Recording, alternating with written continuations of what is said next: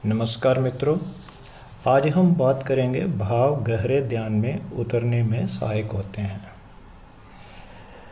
ध्यान के लिए बैठे रहकर हम आत्मविश्लेषण करना सीखते हैं।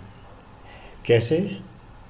यह इस तरह कि जब भी हम ध्यान के लिए बैठते हैं तो अपने आप मन में विचार आने लगते हैं। ये विचार हमारी ज़िंदगी में जो कुछ भी हो चुका है उसके संबंध में होते हैं या फिर जो कुछ भी हो रहा है उसके बारे में होते हैं। दोनों ही स्थितियों में हम अपने मन में उठने वाले भावों का सीधा संबंध विचारों के साथ जोड़कर देखते हैं। इस प्रकार से हमें अपने भाव तथा विचार दोनों की असलियत का पता चलता है। भाव हमारे मन की वो अवस्था होते हैं जो हम सकारात्मक तथा नकारात्मक ऊर्जा के हमारे शरीर में इधर उधर जाने आने की स्थिति को भी दर्शाते हैं। जब भाव अधिक समय तक मनुष्य में रहते हैं तो यह संस्कार बन जाते हैं। इसलिए मन में उठते भावों को भीतर गहरे उतरने नहीं दिया जाना चाहिए, क्योंकि भावों से ही व्यक्ति अभिव्यक्ति तक पहुंच सकता है। यदि यह शुद्ध रूप हैं, हमारे कंट्रोल में हैं, तो सफलता और स्वच्छता की तरफ जाना होगा। फिर यदि भावों का झुकाव स्वच्छंदता की ओर है, अर्थात कि ये एक तरह से फ्री हैं, जहाँ चाहे इधर चाहे उधर चाहे जाते रहते हैं, तो अवश्य ही नकारात्मक विचार पैदा होंगे। यह भाव ही हैं इकट्ठे होते हुए शब्द का रूप लेते हैं। ध्यान से देखा जाए तो यह शब्द अगर अग्नि अर्थात गर्मी को प्रकट करता है तो रूप बन जाता है। अगर जल अर्थात शीतलता को प्रकट करता है तो रस बन जाता है। अगर वायु अर्थात सौम्यता का मार्मिकता को प्रकट करता है तो यह स्पर्श बन जाता है। अगर यह पृथ्वी अर्थात आकर्षण या वजन को प्रकट करता है तो गंभीरता हो जाता है।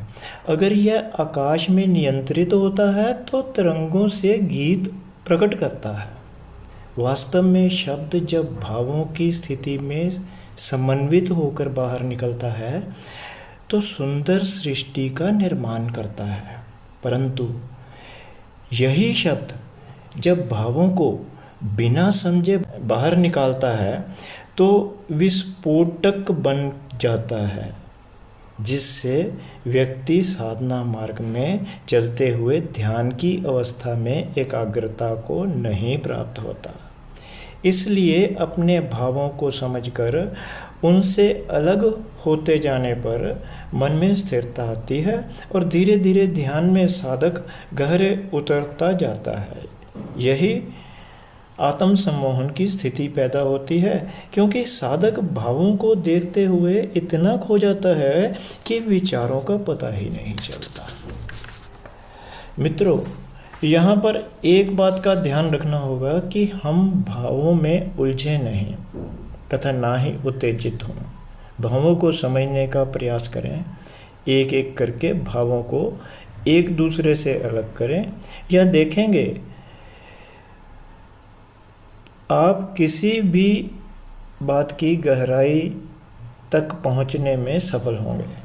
कारण यह है कि इस तरह से विश्लेषण करते हुए आप खुद को तो समझ पाएंगे ही, बल्कि दूसरे व्यक्ति के भाव भी समझ पाएंगे। यह मनोवैज्ञानिक तथ्य है कि एक मन को दूसरे मन तक पहुंचने के लिए भाव ही माध्यम है। इसको मेंटल ट्रैक बनाना कहते हैं। इसमें जोखिम भी बहुत है। जरा सी नासमझी या अनजाने में हुई चूक भटकाव की स्थिति पैदा कर सकती है और खिन्नता पैदा कर सकती है। कहने का अर्थ यह है कि यदि आपको गहरे ध्यान में उतरना है तो भावों की नाजुक कड़ी को धीरे धीरे सुलझाना होगा या फिर देखते जाना होगा। तब ही यह ज्ञात होगा कि हम तो दर्शक मात्र हैं, या अध्यात्म की भाषा में कहें कि हम साक्षी मात्र हैं।